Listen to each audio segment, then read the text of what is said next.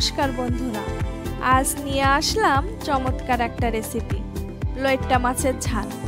লইট্টা মাছ হিসেবে বিভৎস দেখতে হলেও খেতে কিন্তু দুর্দান্ত লাগে। আপনারা সহজে কিভাবে লইট্টা মাছ রান্না করবেন আর পুরোটা গোটা গোটা কিভাবে থাকবে সেটাই দেখাবো আপনাদের। আর গরম ভাতের সাথে একদম জমে যাবে। তাহলে দেরি কিসের, শুরু করা যাক। আমি ইতি আর আপনারা দেখছেন ইতিস রেসিপি। প্রথমেই সাবধানে মাছটাকে কেটে নেব। লইট্টা মাছের মুখে অনেক দাঁত থাকে, যেটাতে হাত কেটে যেতে পারে, তাই সাবধানতার সহিত কেটে ধুয়ে পরিষ্কার করে নেব।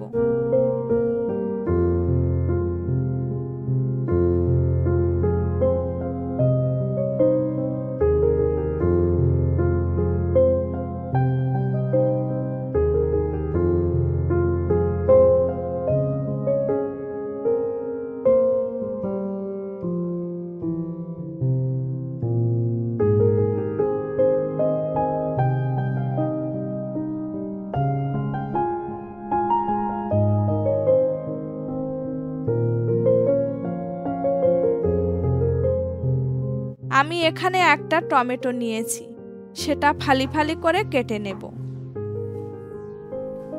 এরপর এক মুঠো ধনিয়া পাতা কেটে নিচ্ছি।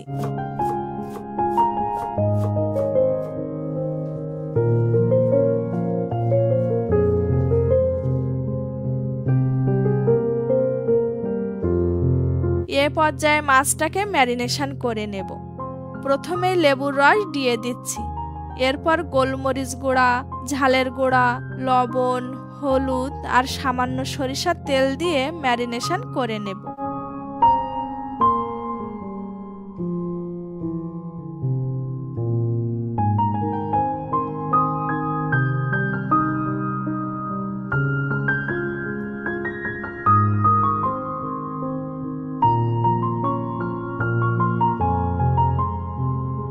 এরপর কড়াইতে তেল দিয়ে দিচ্ছি।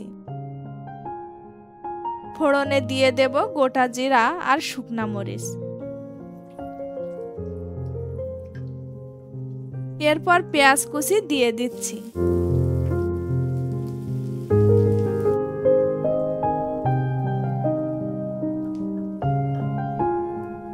পেঁয়াজ একটু ভাজা হলে আদা বাটা, রসুন বাটা দিয়ে দেব।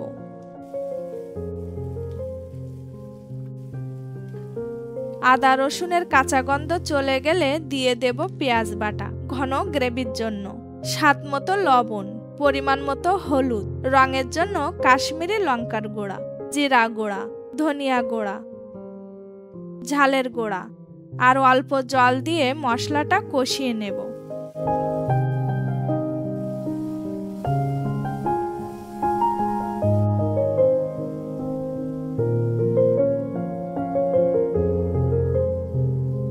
মশলা কষানো হয়ে গেলে কয়েকটা কাঁচামরিচ দিয়ে দেব।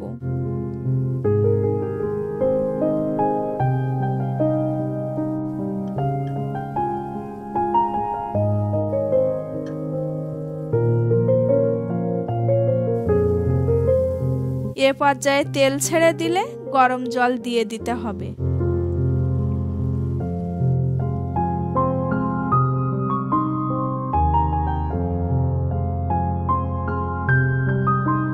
একটু নেড়ে চেড়ে টমেটো কুচি দিয়ে দিচ্ছি,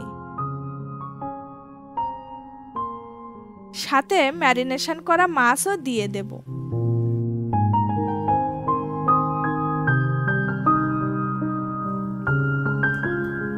এবার ঢেকে রান্না করব কিছুক্ষণ। এই মাছটা রান্না করতে কিন্তু বেশি সময় লাগে না, নরম প্রকৃতির মাছ হওয়ায় দ্রুত সিদ্ধ হয়ে যায়। মাছ দেওয়ার পরে কিন্তু বেশি নেড়ে চেড়ে দেব না। প্যানটা ধরে একটু নাড়িয়ে দিতে হবে যাতে ভেঙে না যায়। দেখেন একটা মাছও ভাঙেনি, পুরোটা গোটা গোটা আছে। মাছ কিন্তু ভালো সিদ্ধ হয়ে গেছে ঢেকে দেওয়ার কারণে।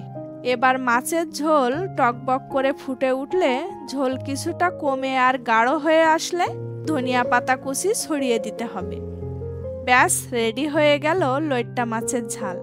লইট্টা প্রেমীদের তো কোনো কথাই হবে না, খুবই পছন্দ হবে। এভাবে একদিন রান্না করে খেয়ে দেখবেন, চমৎকার লাগে খেতে। ভালো লাগলে সাবস্ক্রাইব করে রেখে দিন। আর লাইক কমেন্ট করে পাশে থাকবেন। ধন্যবাদ।